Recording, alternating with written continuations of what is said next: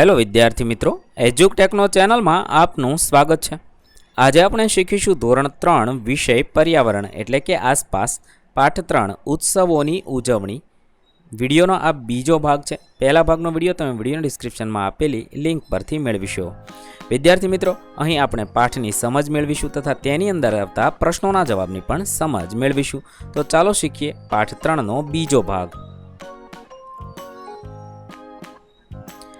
પ્રવૃત્તિ નંબર 2 છે ગાઓ અને આનંદ કરો। અહીંયા સરસ મજાનું એક ગીત આપેલું છે, તમારા શિક્ષક શ્રી ગવડાવે એ મુજબ ગાવાનું છે। આજે હવામાં વસંત લહેરાય, ખુશીથી બાળકો બધે જ દેખાય, ઝાડ કેરી ડાળીઓ પાન નવા દેખાય, ઉપવનમાં પવનથી ઝૂલતા ફૂલો દેખાય, સૂર્યપ્રકાશ આકાશમાં પથરાય, ખિસકોલીને પક્ષીઓમાં આનંદ વહેંચાય, વસંત આવી સૌ નાચીએ ગાઈએ, શ્રદ્ધા લાવી સૌ સાથે ખુશી તો રાખીએ। એવી સરસ મજાની અહીંયા કવિતા છે। આજે હવામાં વસંત લહેરાય, આજે એમ કે છે હવાની અંદર વસંત ઋતુ લહેરાઈ રહી હોય એવું લાગે છે। ખુશીથી બાળકો બધે જ દેખાય, બધે આજુબાજુ બાળકો ખુશીથી દેખાય છે, બાળકો ખુશ દેખાય છે। ઝાડ કેરી ડાળીએ પાન નવા દેખાય, વૃક્ષો છે એની ડાળીઓ છે એની અંદર નવા પાંદડા દેખાય છે। ઉપવનમાં પવનથી ઝૂલતા ફૂલો દેખાય, ઉપવન એટલે બગીચો, બગીચાની અંદર પવનમાં ઝૂલતા ફૂલ દેખાય છે, પવનની અંદર પુષ્પ એટલે કે ફૂલ લહેરાય છે। સૂર્યપ્રકાશ આકાશમાં પથરાય, આકાશની અંદર સૂર્યનો પ્રકાશ ચારે બાજુ ફેલાઈ રહ્યો છે। ખિસકોલીની પક્ષીઓમાં આનંદ વહેંચાય, ખિસકોલી અને પક્ષીઓ આનંદિત છે, ખિસકોલીઓ ઝાડ પર કૂદી રહી છે। વસંત આવી સૌ નાચીએ ગાઈએ, આપણે બધા સાથે મળીને નાચીએ અને ગાઈએ, શ્રદ્ધા લાવી સૌ સાથે ખુશી તો રાખીએ। વસંત શ્રદ્ધા લઈને આવી છે, સૌ આપણે ખુશીથી સાથે રહીએ। હવે આપણે લખવાનું છે સવાલ નંબર 1, નીચે આપેલી દરેક ઋતુ માટે તમારા વિસ્તારમાં ઉજવાતા તહેવારોનું નામ તમારા વડીલોને પૂછીને લખો। અને બીજું છે આ તહેવારો દરમિયાન બનાવવામાં આવતી ખાસ વાનગીની યાદી। અહીંયા પહેલો પ્રશ્ન છે કે વિવિધ ઋતુ આપેલી છે, ઉનાળો, ચોમાસું અને શિયાળો, એની અંદર તમારા વિસ્તારમાં ઉજવાતા તહેવારના નામ લખવાના છે, જે આ કોષ્ટકમાં લખવાના છે। અને બીજો પ્રશ્ન છે આ તહેવારો દરમિયાન બનાવવામાં આવતી ખાસ વાનગીની યાદી પણ બનાવવાની છે। તો સૌપ્રથમ આપણે જોઈએ ઉનાળો। તો ઉનાળાની અંદર હોળી ધૂળેટી અને અખાત્રીજ ઉજવવામાં આવે છે, ત્યારે વાનગી બનાવવામાં આવે છે, એમાં ખજૂરધાણી, કેરીનો રસ, પૂરી, કંસાર બનાવવામાં આવે છે। બીજું છે ચોમાસું, તો રક્ષાબંધન, જન્માષ્ટમી અને ગણેશ ઉત્સવ ઉજવવામાં આવે છે, ત્યારે બનાવવામાં આવતી ખાસ વાનગીમાં લાડુ, સુખડી, મોદક અને તીખી પૂરી છે। પછી છે શિયાળો, શિયાળાની અંદર ઉત્તરાયણ અને દિવાળી મનાવવામાં આવે છે, તે સમયે ઊંધિયું, જલેબી, તલ, સિંગની ચીક્કી, ઘારી, મગજ આવી વાનગી બનાવવામાં આવે છે। આગળ જોઈએ સવાલ નંબર 3, તહેવારો દરમિયાન તમે કયા ખાસ વસ્ત્રો એટલે કે પોશાક પહેરો છો?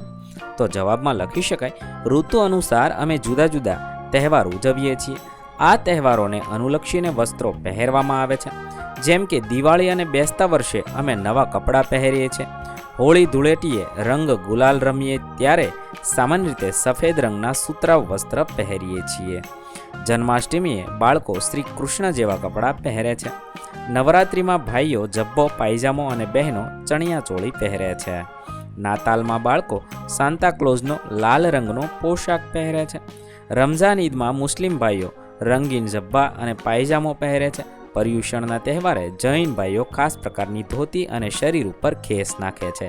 આ રીતે અલગ અલગ તહેવાર દરમિયાન અલગ અલગ વસ્ત્રો પહેરવામાં આવે છે। હવે પ્રવૃત્તિ છે નીચે આપેલી યાદીની ખાસ વાનગીને તેના સંબંધિત તહેવાર સાથે જોડવાની છે। અહીંયા તહેવારો આપેલા છે છઠ પૂજા, ઉગડી, નાતાલ, ઈદ ઉલ ફિત્રત, હોળી, ઓણમ, બિહુ, આ તહેવાર સાથે વાનગીને જોડવાની છે। પહેલું છે થેકુવા, તો છઠ પૂજા સાથે જોડેલું છે।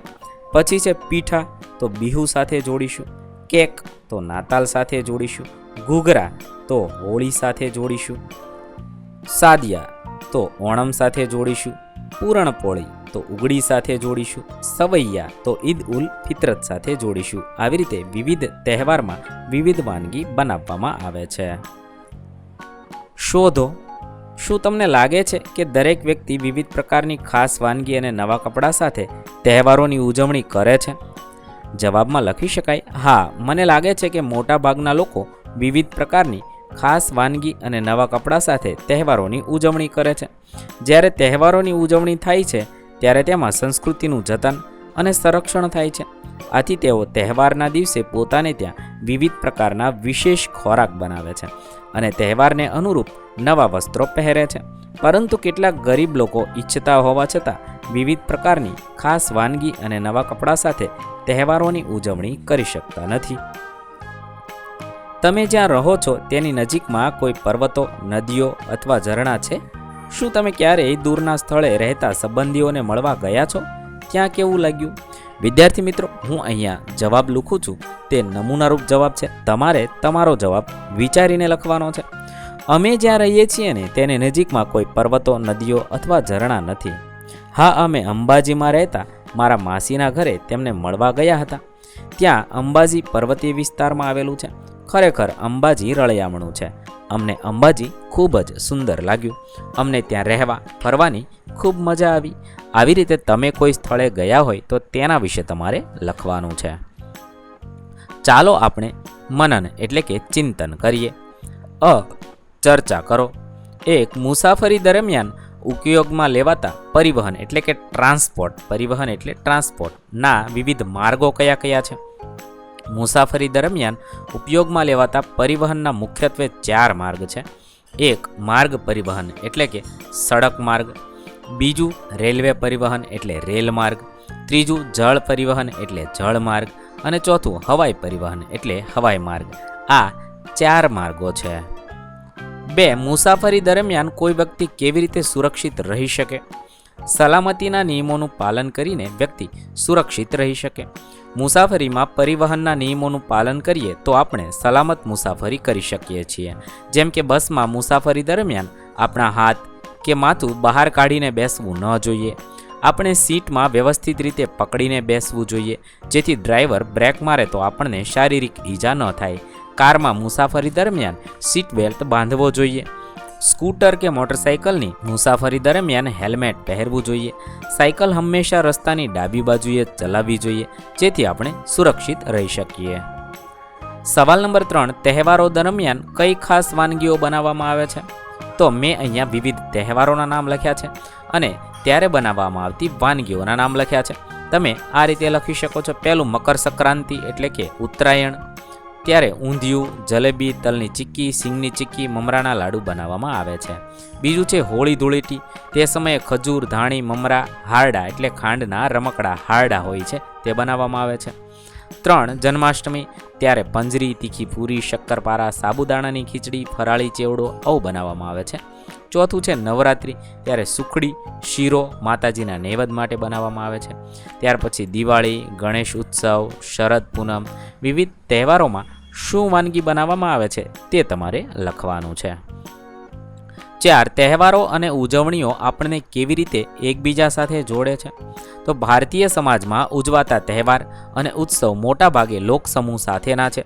દિવાળીથી શરૂ કરીને દશેરા સુધી આખા વર્ષ દરમિયાન ઉજવાતા તહેવાર અને ઉત્સવો લોકભાગીદારીના છે. આ તહેવારો અને ઉત્સવોમાં લોકો આનંદથી એકબીજાને મળે છે અને અરસપરસ શુભકામનાઓ વ્યક્ત કરે છે, આનંદ મસ્તી કરે છે અને આપણી સંસ્કૃતિને ઉજાગર કરે છે. ઉદાહરણ તરીકે હોળી ધૂળેટી અને જન્માષ્ટમીનો તહેવાર સમાજના બધા જ લોકો સાથે મળીને ઉજવે છે. બેસતા વર્ષમાં દરેક સૌના ઘરે જઈને નૂતન વર્ષાભિનંદન કરે છે. ઈદના દિવસે મુસ્લિમ સમાજ પરસ્પર મળીને ઈદ મુબારક પાઠવે છે. આમ આપણી લોક સંસ્કૃતિ સાથે જોડાયેલા તહેવાર અને ઉત્સવો આપણને એકબીજા સાથે પરસ્પર જોડાવાની તક પૂરી પાડે છે. 5. શું તમે કુદરતના સાનિધ્યમાં સમય પસાર કરવામાં આનંદ અનુભવો છો? કુદરતની કઈ બાબત તમને આનંદનો અનુભવ કરાવે છે? જવાબ લખી શકાય, હા, મને કુદરત સાથે સમય પસાર કરવો ખૂબ જ સારો લાગે છે. કુદરતની આપેલ તમામ બાબતો મને આનંદ આપે છે, જેમ કે દિવસ રાત થવું, સવારે સૂર્યનું ઉગવું, સાંજે સૂર્યનું આથમવું, આકાશમાં રંગબેરંગી વાદળો થવા, ચોમાસામાં વાદળામાંથી વરસાદ આવવો, આકાશમાં વીજળી થવી, પછી ગડગડાટ સંભળાવો, વૃક્ષો, છોડ કે વેલા પર ફૂલો આવવા, નાના બીજનું જમીનમાંથી ઉગવું, પક્ષીઓનો કલરવ થવો, પૂનમના દિવસે આકાશના ચંદ્રની ચાંદની થવી, તારાઓનું આકાશમાં ટમટમતું, તારાનું ખરવું, તડકો થવો, વૃક્ષની નીચે શીતળતા લાગવી વગેરે આ બધી કુદરતી બાબતો મને આનંદનો અનુભવ કરાવે છે. બ લખો. 1. તમે તાજેતરમાં મુલાકાત લીધી હોય તેવા કોઈ પણ 2 સગા સંબંધીઓના નામ લખવાના છે. તાજેતરમાં મેં મુલાકાત લીધી હોય તેવા 2 સગા સંબંધીઓ અમદાવાદ રહેતા મારા મામા મહેશભાઈ અને અંબાજીમાં રહેતા મારા માસી મમતાબેન છે. આવી રીતે તમે જે સગાવાલાના ઘેરે તાજેતરમાં ગયા હોય ને એના નામ લખવાના છે. 2. તમે તમારા પિતરાય ભાઈ બહેનો અને સગા સંબંધીઓ સાથે સમય કેવી રીતે વિતાવો છો? તો અમે અમારા પિતરાય ભાઈ બહેનો સાથે રમતો રમીએ છીએ, બહાર ફરવા જઈએ છીએ, ક્યારેક નાટક અને ફિલ્મો પણ જોઈએ છીએ. અમારા સગા સંબંધીઓને અમારા ઘરે બોલાવીએ છીએ. કેટલીક વાર અમે તેમના ઘરે જઈએ છીએ. અમે તેમની સાથે અમારા શહેરની આજુબાજુના સ્થળોની મુલાકાત પણ કરીએ છીએ. આ રીતે સમય વિતાવીએ છીએ. આમ અમે અમારા પિતરાય ભાઈ બહેન સાથે અને સગા સંબંધીઓ સાથે સમય વિતાવીએ છીએ. ખાલી જગ્યા પૂરો. 1. ચિયા અને નોનિકા ખાલી જગ્યા પાસેના એક નાનકડા ગામમાં રહે છે. તો પર્વતો પાસેના ગામમાં રહે છે. 2. બસ ખાલી જગ્યા રસ્તાઓ પરથી પસાર થઈ હતી, જ્યાં ટેકરીઓ અને રંગબેરંગી ફૂલોથી ઢંકાયેલી હતી. તો તીવ્ર વળાંકવાળા રસ્તાઓ પરથી પસાર થતી હતી. 3. ઋષિ અને તેનો પરિવાર સાંકડા ખાલી જગ્યા રસ્તે થઈને મામાના ઘરે ગયા. માટીવાળા કાચા રસ્તે થઈને ગયા હતા. 4. વસંતમાં જે લાલ ફૂલો ખીલે છે ને તેને ખાલી જગ્યા કહે છે, તો બુરાંશ કહે છે. 5. ખાલી જગ્યા એક પ્રકારનું પાંદડાવાળું શાક છે, જેને ગરમ ભાત સાથે ખાવામાં આવે છે, તો હાખ છે. આ રીતે આપણે ખાલી જગ્યા પૂરીશું. ક. ચિત્ર દોરો. એક ચાર્ટ પેપર લો અને તેમાં નીચે આપેલા શબ્દો માટે સંજ્ઞા દોરો. સંજ્ઞાઓ બનાવવા માટે તમે તમારી પસંદગીનું કોઈ પણ ચિત્ર દોરી શકો છો અને રંગ પૂરી શકો છો. તમે શું બનાવ્યું તે સમજાવો.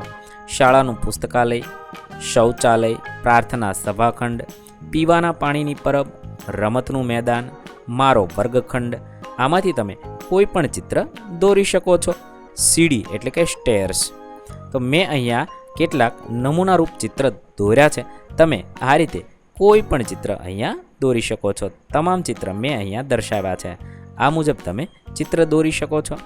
ત્યાર પછી આગળ જોઈએ પ્રવૃત્તિ નંબર 4. સવાલ નંબર 1. ગુજરાતમાં ઉજવાતા ઉત્સવો અને તે દરમિયાન બનતી ખાસ વાનગીઓ વિશેનો ચાર્ટ તૈયાર કરી તેનું વર્ગખંડમાં પ્રદર્શન ગોઠવો. તમારે ગુજરાતની અંદર ઉજવાતા ઉત્સવો દરમિયાન બનતી ખાસ વાનગીઓ મેં અહીંયા દર્શાવેલી છે. આવો ચાર્ટ તૈયાર કરવાનો છે અને આવો ચાર્ટ છે એ તમારે તમારા વર્ગખંડની અંદર ગોઠવવાનો છે. આ રીતે તમે ચાર્ટ બનાવી શકો છો. તહેવારનું નામ ક્યારે ઉજવાય છે અને તે દરમિયાન બનતી ખાસ વાનગીઓ એ મુજબ લખીશું. સવાલ નંબર 2. ગુજરાતમાં ઉગતા ફૂલો અને તેની ઉપયોગિતાની યાદી. વિવિધ ફૂલના નામ અને તેની ઉપયોગિતાની યાદી બનાવવાની છે. ગુલાબ તો ભગવાનની પૂજા અને સુશોભનમાં કે પુષ્પગુચ્છ બનાવવા માટે વપરાય છે. ગુલાબજળ, ગુલકંદ અને અત્તર એટલે કે સુગંધિત દ્રવ્ય બનાવવામાં, કેટલીક આયુર્વેદિક ઔષધિઓ તરીકે. બીજું છે ગલગોટો, તેની ઉપયોગિતા લખી છે. ત્રીજું છે મોગરો, તેની ઉપયોગિતા વાળમાં નાખવા માટેની સુગંધિત વેણી બનાવવા, અત્તર અગરબત્તી બનાવવા, મોગરાની સુગંધિત ચા બનાવવા. આવી રીતે તમે લખશો. ત્યાર પછી લખ્યું છે ચંપો, તો બગીચાઓ અને સોસાયટીના સુશોભન માટે, પૂજા અર્ચનામાં સુગંધિત ફૂલ તરીકે, અત્તર ઉદ્યોગમાં. કેસુડો, ખાસ કરીને હોળી ધૂળેટીના તહેવાર માટે પ્રાકૃતિક અને ઓર્ગેનિક રંગો બનાવવા, ત્વચાના રોગો અને પેટની તકલીફોના નિવારણ માટે. કમળ, લક્ષ્મીજી અને અન્ય દેવી દેવતાઓની પૂજામાં વિશેષ સ્થાન, રાષ્ટ્રીય ફૂલ તરીકે ગૌરવવંતું. તેના બીજ, મખાના અને મૂળનો ખાવામાં ઉપયોગ થાય છે અને ઔષધિમાં ઉપયોગ થાય છે. ત્યાર પછી શું તમે જાણો છો? હવે થોડી માહિતી લક્ષી જોઈએ. વિશ્વની સૌથી ભવ્ય પર્વતો ભારતના ઉત્તરીય વિસ્તારમાં આવેલા છે. વિશ્વના સૌથી ભવ્ય પર્વતો એટલે કે ઊંચામાં ઊંચા પર્વતો અને વિશાળ જગ્યામાં વિસ્તરેલા પર્વતો ભારતના ઉત્તરીય વિસ્તારમાં આવેલા છે અને તેને હિમાલય કહે છે. હિમાલય એટલે શું? બરફનું ઘર. હિમ એટલે બરફ. હિમાલય એટલે કે બરફનું ઘર તરીકે ઓળખવામાં આવે છે. વિશ્વનું સૌથી ઊંચું પર્વત શિખર માઉન્ટ એવરેસ્ટ છે તે આપણા પાડોશી દેશ નેપાળમાં આવેલું છે. તે પણ હિમાલયનો જ એક ભાગ છે, પરંતુ તે નેપાળમાં આવેલું છે. તેની ઊંચાઈ 8,848 મીટર છે. માઉન્ટ એવરેસ્ટની ઊંચાઈ કેટલી છે? 8,848 મીટર છે. હિમાલયનું K2 શિખર એ ભારતમાં આવેલું સૌથી ઊંચું પર્વતીય શિખર છે. બીજા નંબરનું છે K2 જે ભારતમાં આવેલું છે. પહેલા નંબરનું છે 8,848 એ માઉન્ટ એવરેસ્ટ છે, અને બીજા નંબરનું છે K2 તે ભારતમાં આવેલું સૌથી ઊંચું પર્વતીય શિખર છે. ગિરનાર પર્વતનું ગોરખ શિખર ગુજરાતનું સૌથી ઊંચું પર્વત. ગુજરાતનો સૌથી ઊંચો કયો છે? ગિરનાર ઉપર આવેલું ગોરખનાથ શિખર છે એ ગુજરાતનું સૌથી ઊંચું શિખર છે. એ યાદ રાખવાનું છે. આગળ જોઈએ, શું તમે જાણો છો? સરહુલ વસંત ઉત્સવ વિશે જોઈએ. દર વર્ષે ઝારખંડમાં ઉનાળામાં દરમિયાન વસંત સરહુલ તહેવાર પણ ઉજવવામાં આવે છે. વસંતની અંદર સરહુલ તહેવાર ઉજવાય છે. લોકો તેમના પરંપરાગત વસ્ત્રો પહેરે છે અને સાલ સખુઆના વૃક્ષ તરફ શોભાયાત્રા કઢાવે છે. સાલના વૃક્ષ તરફ, જેને સખુઆ કહે છે, એના તરફ શોભાયાત્રા નીકળે છે. તેઓ તાજા અંકુરિત અનાજ અને સાલના ફૂલો લઈ જાય છે. તે શું લઈ જાય છે? તાજા અંકુરિત અનાજ અને સાલના ફૂલ લઈ જાય છે, જે પૃથ્વી અને સૂર્યને આદર અને કૃતજ્ઞતા સાથે અર્પણ કરે છે. તે લઈ જઈ અને પૃથ્વીદેવ અને સૂર્યદેવ એને કૃતજ્ઞતા સાથે અર્પણ કરે છે. તેઓ ઢોલ, નગારા અને અન્ય સ્થાનિક સંગીતના સાધનોના તાલે સાથે મળીને ગાન અને નૃત્ય કરીને સરહુલની ઉજવણી કરે છે, જે તમે અહીંયા ચિત્રની અંદર જોઈ શકો છો. લોકો છે ઢોલ અને નગારા વગાડી, આ ઢોલક છે અને આ નગારું છે એ વગાડી અને આ તહેવારની ઉજવણી કરતા આપણને જોવા મળે છે. અહીં આપણા પાઠ 3ના પ્રશ્નોના જવાબ પૂર્ણ થશે. વિદ્યાર્થી મિત્રો, ધોરણ 3ના પર્યાવરણ વિષયના તમામ પાઠના પ્રશ્નોના જવાબના વિડીયો આપણી ચેનલ પર ઉપલબ્ધ છે, જે તમે ધોરણ 3 પર્યાવરણ નામના પ્લેલિસ્ટમાંથી મેળવી શકો છો. પ્લેલિસ્ટની લિંક વિડીયોના ડિસ્ક્રિપ્શનમાં આપેલી છે. વિદ્યાર્થી મિત્રો, આપેલા વિડીયોની જો તમારે પીડીએફની જરૂર હોય તો તમે આપણી એપ્લિકેશન સ્માર્ટ સાથી પરથી મેળવી શકશો. વિદ્યાર્થી મિત્રો, આપણી એપ્લિકેશન સ્માર્ટ સાથી પ્લે સ્ટોરમાં આવી ગઈ છે, જેની અંદર તમે બધા વિભાગ જોઈ શકો છો. તેની અંદર વિવિધ ધોરણ છે. ધોરણ ઉપર ક્લિક કરતા વિવિધ વિષય ખુલશે. વિષય ઉપર ક્લિક કરતા તેની અંદર આવતા પાઠ ખુલશે. તેની અંદરથી તમે પાઠ્યપુસ્તક પણ ડાઉનલોડ કરી શકો છો. તેની અંદર આપેલા પાઠમાં ક્લિક કરતા તમે પાઠની પીડીએફ, સ્વાધ્યાયની પીડીએફ, સ્વાધ્યાયન પોથીની પીડીએફ, પાઠના વિવિધ વિડીયોઝ, સ્વાધ્યાયના વિડીયોઝ, સ્વાધ્યાયન પોથીના વિડીયોઝ બધું જોઈ શકો છો અને ડાઉનલોડ પણ માત્ર એક ક્લિકમાં કરી શકો છો. વિદ્યાર્થી મિત્રો, આપણી એપને સપોર્ટ કરજો, ડાઉનલોડ કરજો.